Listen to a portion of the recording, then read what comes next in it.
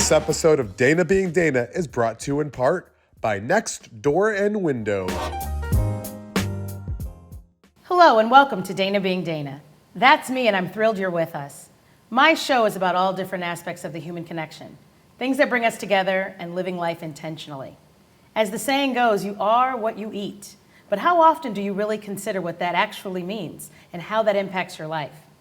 May is Mental Health Awareness Month, and today we are exploring how what you consume, both with your mouth and eyes, can impact your focus, mood, energy, sleep, and overall health. We are also discussing tips and ways to improve all of those areas for the better, and I can't wait. Joining me now are incredible experts in this space who have such great information to share. Dr. Andy, thank you for joining us. I would love to start with you. Sure. What's the difference between a psychiatrist and a psychologist? Yeah, sure, Dana. I'm a psychiatrist, which means I'm a medical doctor. A psychiatrist is trained to evaluate and treat the biological reasons for mental illness, whereas a psychologist looks at the cognitive and behavioral processes behind mental illness. Mary Ellen, how does that differ from a therapist, namely a yoga therapist? Yes, so yoga therapy is the connection to both the body, the mind, and the spirit. So using the full whole self, both the mind and the body, in order to help people find healing. Full flow. Full flow. Dr. Andy, you've been a psychiatrist for a decade, and during that time, you've honed in on what your patients were consuming besides medication. Tell us more. Yeah, what I noticed was a lot of my patients had comorbid chronic medical conditions like diabetes, hypertension, hypercholesterol. And when I delved further, I asked them what they were eating. And a lot of them were subscribing to the typical Western diet, high fats, high sugar diets, lots of fast food, things that weren't really healthy for the body. So what we're putting into our body matters. Absolutely. Lisa, you've created an entire line of gluten-free snacks that are sold in Whole Foods and Mariano's. So congratulations on that. Thank you. Tell us more and how you got started. The way I got started, I was experiencing a lot of what Dr. Andy said. I had some acid reflux, digestive issues, severe flatulence. So much so, my husband was like, hey, you too pretty to smell like that. Yeah. So when hubby starts telling you that, you gotta make a change. So unfortunately, that was the same year that my mom passed away, and my symptoms just got so much worse. So I actually went to the doctor and asked them what's going on. And they said, stop eating dairy, stop eating fruits and vegetables, stop this, stop that, but nothing was working. And I went to a training, and one of the students told me she was gluten-free. I looked at her like she had two heads. Girl, what is that? And she said, what she told me, she described me, and I was like, I need to try that. So I came home, I threw out anything that had any wheat, rye, or barley, which is gluten, and put myself on a gluten-free diet. The name of your line is what? Miss P's Gluten-Free, named after my mommy. She definitely is our shero of my family. She raised 6 of us on the south side of Chicago. So if anybody I wanted to pay tribute to, it is her. Yes. So for all of you in your practice and your business, what types of things do you notice in others when they are consuming the wrong things? Well, I notice a lot of people with pain. Very often, someone may come and see me with a shoulder issue. Someone recommended that they come in and I'm helping them with pain. And then all of a sudden, they're also sharing that they have anxiety and kind of swing to depression. So the automatic thing that I look at with my clients is what they're eating, and not just food, but also maybe what they're consuming in the way of media. Yeah. Yeah, I agree with you. I feel like oftentimes many of the patients that I see, no matter how many medications they may have tried, the treatment plan just really wouldn't get rid of all the symptoms until we start looking at their whole body. What are you eating? What kind of stressors are you dealing with in life? What kind of toxins may you be introducing yourself to? And so kind of looking at developing a holistic approach and looking at everything was really the best way.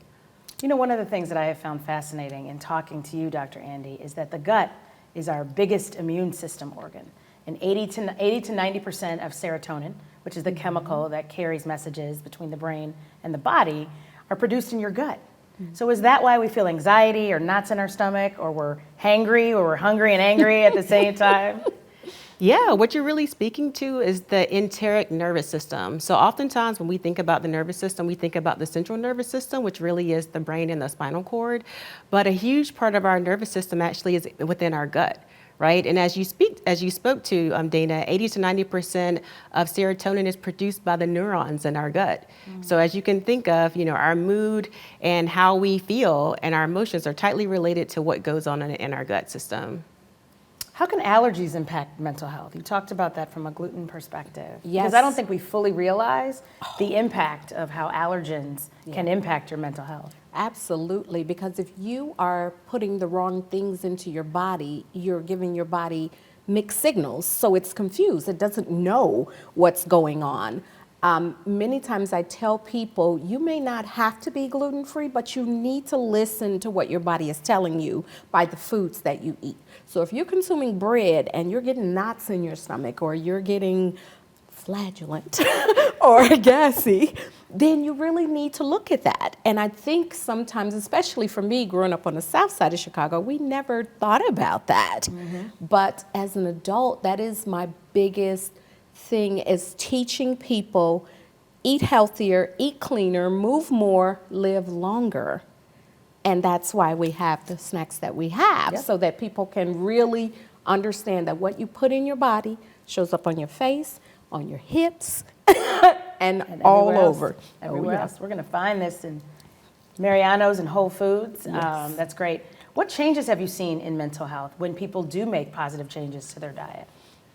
Well, first of all, there's such a tremendous impact of, the emotional and physical, right? And so when somebody comes in a tremendous amount of pain, whether it be in the physical or emotional body, when they begin to just take out some of those inflammatory items, you mentioned gluten or sugar or alcohol or flour, all of a sudden they start to feel better. And so when there's not as much pain, let's say in the knees, then all of a sudden they can move more. They get outside more, and then they start to feel joy, so that ultimately they get better rest. And so there's definitely that connection of the body and the mind. Yes. Mary, you bring up a very good point, because there's a bi-directional relationship between the brain and the gut, right? So they speak to one another, and I think oftentimes we see them as being separated. And in science, we used to oftentimes think of a blood-brain barrier that it could not be crossed. But now we know that what we consume, when it causes toxic inflammatory reactions in our gut, it can actually cross our brain, right? So we see a lot of neurobiological diseases, particularly anxiety, depression, dementia, even MS, that are all due to in consuming foods that the body sees as an allergy or as a toxin. So changing your diet can be essential to, correcting a lot of neurological-based disease processes. You mentioned MS, and MS runs in my family. Lisa, you touched on this earlier with regard to family history. I think family history is important when it comes to understanding the body, what we put into it and how we change what nature has given us. Lisa, can you speak more to that? I absolutely can. For me, creating these healthy snack foods has been so personal, because in my own family, my mom passed away at 60. My dad, he passed away, he was 42.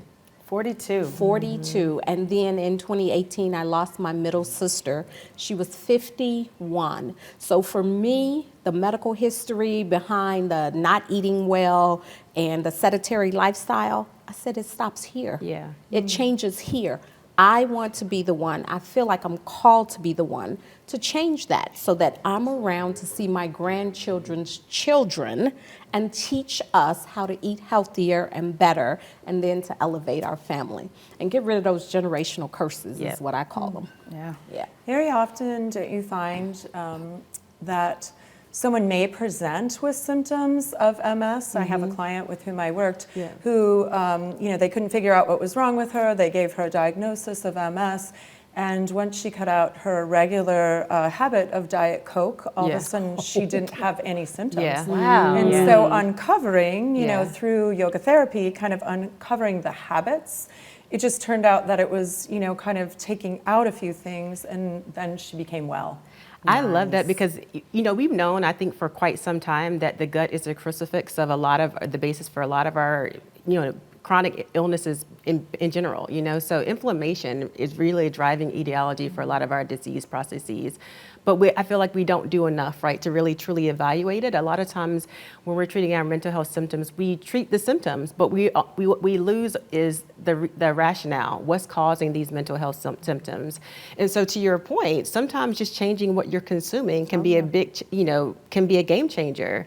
And oftentimes I see that, many of my patients come in with several inflammatory disease processes. And to your point, it could be genetic, but what can we do in regards to our environmental stressors and what we interact with on a daily basis that can lower what we call an inflammation set point. So yeah, you may have the genetic drivers that could put you at risk for diabetes and for hypertension and from other things, but hey, if I change my diet, if I change the way I live my lifestyle, I can lower my inflammation set point and kind of reduce that risk bias. Absolutely. And that makes such a difference. I think making those little changes can have larger impacts, incredible impacts. Yeah, and so often Really I can. think it's the change of the mind. Yes. That when one, kind of says, okay, I may have this as my genetic code, however, I'm Yep. going to change the way that I think about my body. I'm going to change the way I think about my condition. What can happen by just shifting some habits in Yeah. the mind? Yeah. Yeah. Well, Lisa, Absolutely. can we try Miss P's gluten-free? Let's do this. Absolutely. Fantastic. Okay, I will take that one. Can you tell us about the different flavors, the three different flavors that we I have? certainly can. My favorite subject. First, Miss you. P, of course, is named in honor of my mom. She was the original Miss P, raising 6 of us on the south side of Chicago.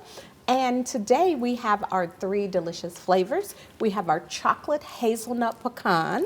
We have our harvest blend with organic pumpkin seed and raw sunflower seed. And then we have our fan favorite, which is our berry nutty with whole raw cashews and whole raw almonds with some dairy-free yogurt and strawberries, which is how we like to eat ours, eating parfaits. And you guys tell me what you think. This is amazing. It's delicious. We're going to keep eating while we take a quick break. Don't go away. We'll be right back. You're watching Dana Being Dana. You are what you eat. I'm here with Justin Bartley of Next Door and Window. And Justin, your windows have been a game changer. What's your secret? Chicago's harsh weather ruins vinyl and wood windows. We have the solution. Fiberglass windows made with Ultrex. And what makes Ultrex so unique? Ultrex is 8 times stronger than vinyl, which means our windows outlast the competition. And their slim, modern frames give you bigger, more beautiful views. Thanks, Justin. Buy one, get one 40% off. Visit nextwindow.com today. We all have a story to share, stories others can relate to, whether moments of sorrow or of hope and inspiration, whether a story of struggle or a moment of victory. Every little moment captured and shared helps us to feel more informed, helps us to feel more engaged with and connected to the community we all call home. Every little moment captured and shared adds up to something greater. For us, that something is the collective story of Naperville, a city rich in its volunteer spirit, its diversity, its traditions and celebrations, and so much more. In Naperville, there are so many stories worth sharing. It's been our honor to tell those stories and share them with you.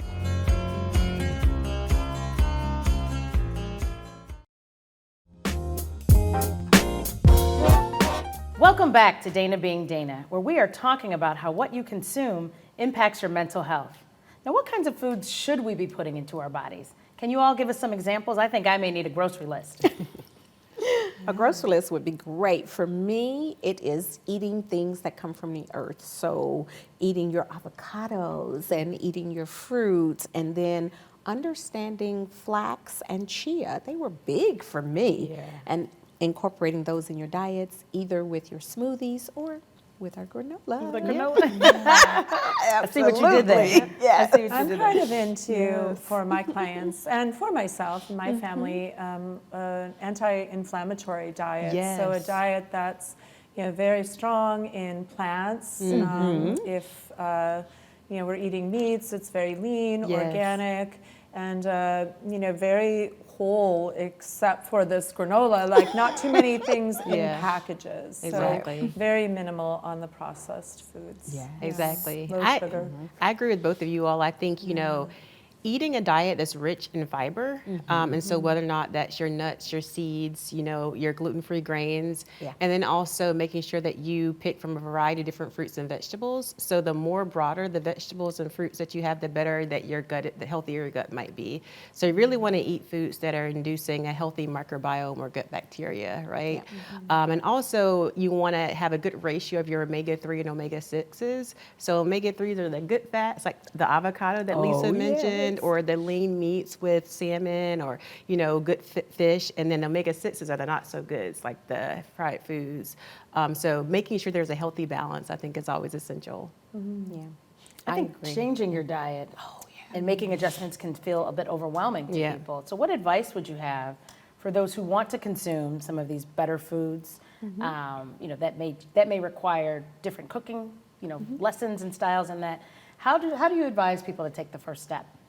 Yeah, I think that, well, as a yoga therapist, you know, I always put things back to yoga. So like vinyasa, it's called vinyasa krama, which it means step by step. So rather than feeling like you have to change everything, change one thing. Maybe take one thing out and add two good things. So take out the Diet Coke and add more water, you know. When sometimes I work with people who want to slow down on drinking, you know, maybe they don't need to have 3 glasses of wine, they could have 1. Yes. You know, so just making small changes. If one, you know, eats seasonally, the food tastes better, it's more abundant, it tastes, it's healthier. Yeah. And so just one step at a time. Your body doesn't have a chance to get used to it too, or immune to it. We've talked about what we eat. Now I'd like to shift gears and talk about what we consume with our eyes, like social media, and how it also impacts us. What have you seen in your clients regarding social media and mental health? I would say that there's been a rise in anxiety, you know, and a lot of this is, you know, due to social media. You know, a lot of times we are looking for things to be fast and available, and it affects our overall population, but particularly we're seeing a lot of it in the adolescent and the youth population. You know, feeling very self-conscious about appearances, you know, getting a lot of maybe negative messaging from social media.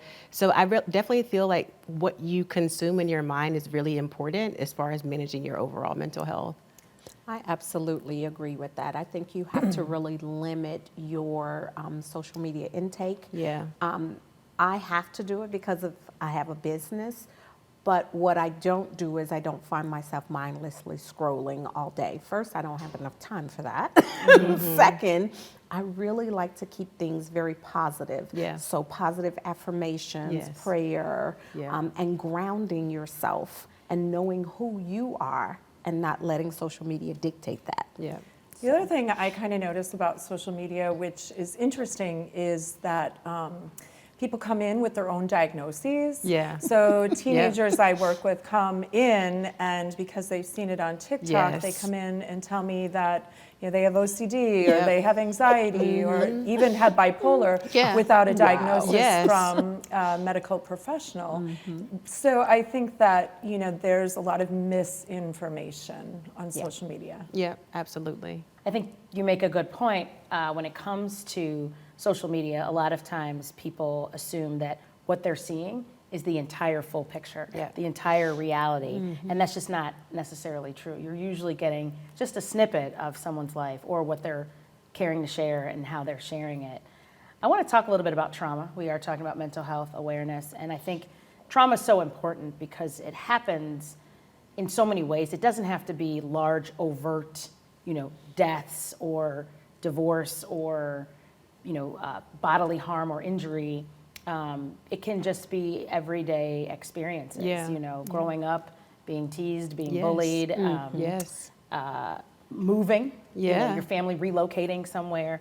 Lots of different ways people experience trauma. And I think trauma is just happening more and more Yep. these days. Yes. Experienced trauma lives in your body. Yes. And so in what ways have you seen that manifest?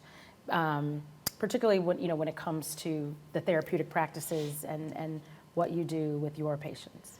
Well, Well, I would just say, oftentimes I've seen a huge correlation between pain disorders and trauma. I mean, as you said, the trauma lives in your body, right? And so chronic migraines, fibromyalgia, pretty much every patient I've treated with fibromyalgia has a trauma history.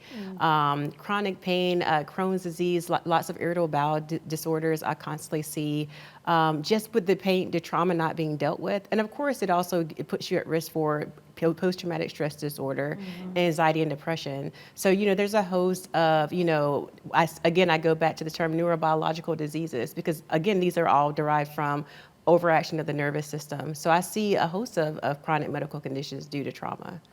Well, and it really is biology. Yes. So in the animal kingdom, if there's trauma, let's say fight, flight, freeze, fawn, in our sympathetic nervous system, in the animal kingdom, let's say a possum, it freezes, Yes. right? And so humans, if we take our body and constrict it, then all of a sudden it settles in the body in pain, whereas animals, they shake it off. Yeah. So they move through it. So where we're very different as humans is that we hold it, and then it presents, like you've noticed with patients and clients, Yeah. it stores itself in the body. It holds a memory and very often creates Yes. disease, very Yes. serious disease.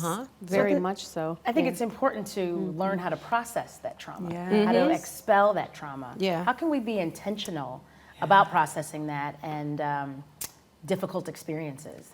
Yeah, so I think accepting that if we get to a certain season of our life, whether we're young or even old, we are going to have a series of traumas, big T, little t, depending Yeah. on what it is. So A, finding acceptance. B, maybe working with a professional to help move through. And then finding different techniques such as breath, movement, talk therapy. I'm also a clinical hypnotherapist, and doing mindfulness exercises can really make a huge difference for people. Now, what is mindfulness and how does that play into good mental health? Yeah. So mindfulness is very often seen as meditation or exercises of the mind in order to bring about a somatic or a body response. So, perhaps meditation for calming, meditation for releasing physical pain, meditation for finding acceptance in trauma and then moving forward. Now, Mary Ellen, what is soft belly meditation? And is that personal? Yeah, so particularly because you've brought up gut health a few times, soft belly meditation comes from a traditional Buddhist practice of connecting the central nervous system and the vagus nerve to the gut. So the connection of fight, flight, freeze, fawn, and shifting it into the parasympathetic nervous system, so rest and digest. So we bring in breath to the brain and then bring the breath down to the belly in the image of kind of relaxing that constriction that can cause tension and issues right there at the gut.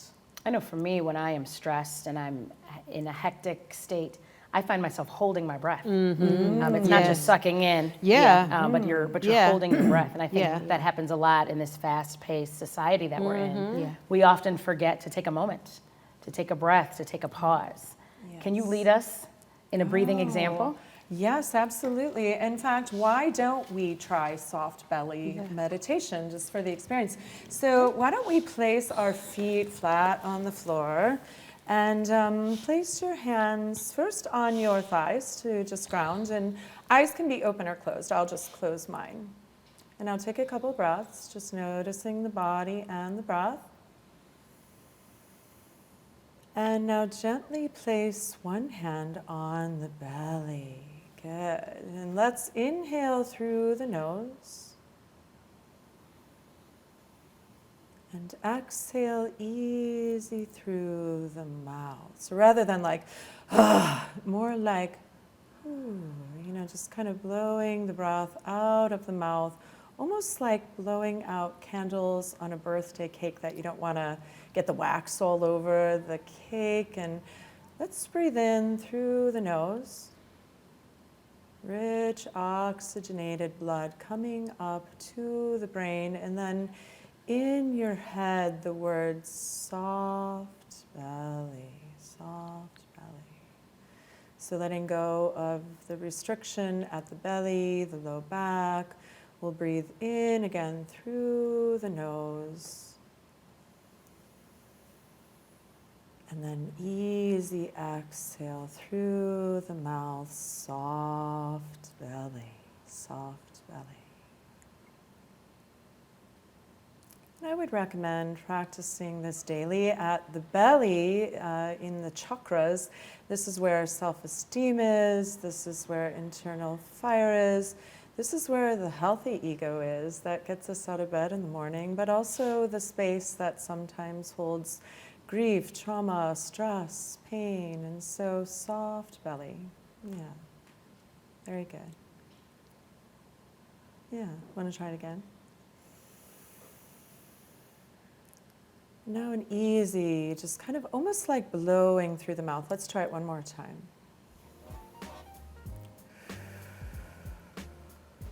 Soft belly, soft belly. Good job. Wow, that is great. Thank you so much. That is I think nice. that is so good. And you can try that at home. That's something you can easily do, right before a meeting or a stressful moment. I think that's so important. Sometimes you need to just take the time to breathe. And that mindfulness can be a game changer for your overall well-being. And sticking to a diet of nutrient-rich foods may lead to improved focus and fewer mood swings. Elimination of processed foods can directly help with the symptoms of depression and anxiety. If you are what you eat, then we can all make better choices that lead to be a happier, healthier person. Thanks to my expert panel for joining me for this very important discussion, and special thanks to our incredible sponsor, Next Door and Window. Hopefully you have been entertained, if not encouraged or inspired. I do not promise to be an expert, nor do I have all the answers. I'm just Dana being Dana. See you next time.